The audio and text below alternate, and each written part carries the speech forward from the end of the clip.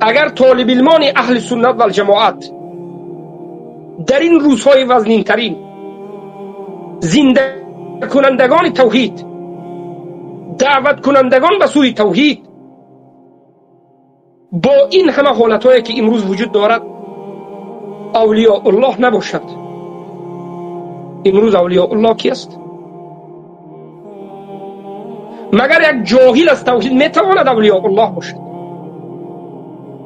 یک کسی که کفر به طاغوت نمیداند، توحید نمیداند، الله نمیشناسد، در کجا بودنی الله نمیداند، مگر امین است اولیاء الله؟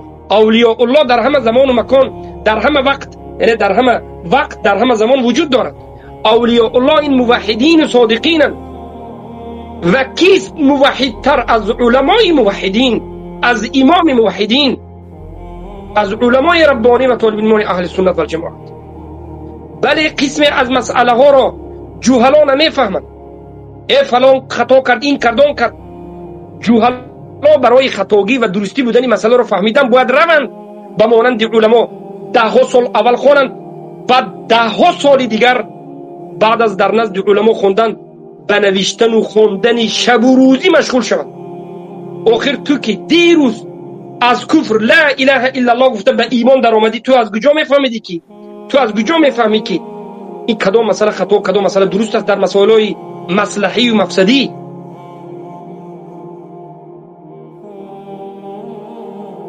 پس به این طالب علمان اهل سنتی که امروز